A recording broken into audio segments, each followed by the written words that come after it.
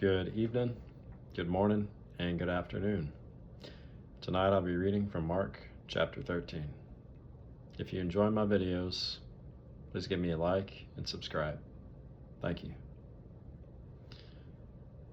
As Jesus was leaving the temple, one of his disciples said to him, "Look, teacher, what massive stones, what magnificent buildings. Do you see all these great buildings?" replied Jesus. "Not one stone here will be left on another. Everyone will be thrown down." As Jesus was sitting on the Mount of Olives opposite the temple, Peter, James, John, and Andrew asked him privately, "Tell us, when will these things happen? And what will be the sign that they are all about to be fulfilled?"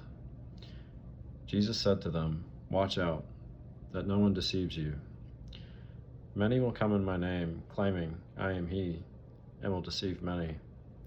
When you hear of wars and rumors of wars, do not be alarmed. Such things must happen, but the end is still to come. Nation will rise against nation, and kingdom against kingdom. There will be earthquakes in various places, and famines. These are the beginning of birth pains. You must be on your guard. You will be handed over to the local councils and flogged in the synagogues. On account of me, you will stand before governors and kings as witnesses to them. And the gospel must first be preached to all nations. Whenever you are arrested and brought to trial, do not worry beforehand about what to say. Just say whatever is given you at the time, for it is not you speaking, but the Holy Spirit. Brother will betray brother to death, and a father his child. Children will rebel against their parents and have them put to death. Everyone will hate you because of me, but the one who stands firm to the end will be saved. When you see the abomination that causes desolation, standing where it does not belong, let the reader understand. Then let those who are in Judea flee to the mountains.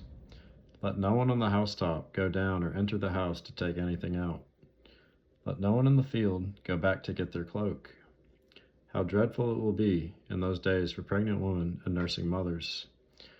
Pray that this will not take place in winter, because those will be days of distress unequaled from the beginning, when God created the world, until now, and never to be equaled again.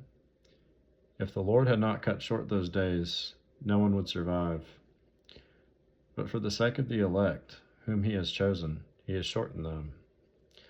At that time, if anyone says to you, 'Look, here's the Messiah,' or 'Look, there he is,' do not believe it, for false messiahs and false prophets will appear and perform signs and wonders to deceive, if possible, even the elect. So be on your guard. I have told you everything ahead of time. But in those days following that distress, the sun will be darkened, and the moon will not give its light. The stars will fall from the sky, and the heavenly bodies will be shaken. At that time people will see the Son of Man coming in clouds with great power and glory. And he will send his angels and gather his elect from the four winds, from the ends of the earth to the ends of the heavens. Now learn this lesson from the fig tree. As soon as its twigs get tender and its leaves come out, you know that summer is near. Even so, when you see these things happening, you know that it is near, right at the door. Truly I tell you, this generation will certainly not pass away until all these things have happened. Heaven and earth will pass away, but my words will never pass away. But about that day or hour, no one knows. Not even the angels in heaven, nor the Son, but only the Father. Be on guard. Be alert. You do not know when that time will come. It's like a man going away. He leaves his house and puts his servants in charge, each with their assigned task, and tells the one at the door to keep watch. Therefore, keep watch, because you do not know when the owner of the house will come back, whether in the evening or at midnight, or when the rooster crows, or at dawn. If he comes suddenly, do not let him find you sleeping. What I say to you, I say to everyone, watch. All right, so the footnotes. What was the disciples' real agenda from verse 4? Matthew makes it clear that the disciples wanted to know not only when the temple would be destroyed, but also what would be the signs of Jesus' return and the end of human history. Human nature seems to desire inside information. Jesus addressed all these questions together, but he did not offer the definitive answer they and Christians through the ages have wished for. Has this prophecy already been fulfilled? Christians disagree. Deceivers, wars, earthquakes, famines, and various persecutions occurred in the first generation of the church and have occurred in most generations since. But the gospel has yet to be preached to all nations. While some prophecies have been fulfilled, such as Jerusalem's destruction at the hands of Romans in 70 AD, their complete fulfillment awaits the final return of Jesus. What is the abomination that causes desolation from verse 14? This phrase refers to an act of sacrilege in the temple. One example from Jewish history occurred in 168 BC, when an invader, Antiochus IV Epiphanes, erected a pagan altar to Zeus on the sacred altar in the Temple of Jerusalem. Jesus apparently was referring to the temple's coming destruction by the Romans, which occurred in 70 AD. Some think that an Antichrist will commit a similar sacrilege just before Jesus returns.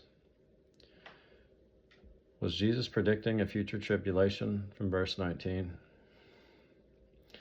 Jesus predicted that a time of unequal distress will occur on earth between the temple's desolation and Jesus' return. During this time, Gentiles will overrun Jerusalem. The distress, sometimes referred to as the tribulation, may become particularly intense just before Jesus' return.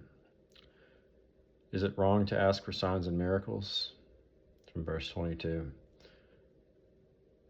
See, what's wrong with wanting evidence is in Matthew chapter 12. Okay. From verse 24, how will the sun be darkened? We don't know what the exact phenomenon being described here is, but since Jesus' first coming was accompanied by unusual signs on the earth and in the sky, it does not seem unreasonable to believe that other signs will occur when Jesus returns. Other passages also tell of dramatic events that will take place at the return of Jesus. How long is a generation? From verse 30. A generation was considered to span about 40 years. But the word generation may also mean race of people, since many of the signs of Jesus' coming occurred in the first century. The word may refer to the final generation alive when the last of the signs are fulfilled. Or perhaps it refers to the Jewish race itself, which has survived against all odds and will exist at Jesus' return. What didn't Jesus know when he was returning? From verse 32. When Jesus became human and came to earth, he gave up the right to use his divine abilities for his own purposes. Because Jesus submitted to the Father in everything, he also left the matter of the timing of his return to the Father. People today who claim to know the day of Jesus' return are claiming to know more than Jesus did. They are false prophets. Should we still be watching for Jesus' return from verse 37? Yes, the central theme of this teaching is that believers should always be ready and waiting for Jesus' return. He could return at any time. God bless you guys.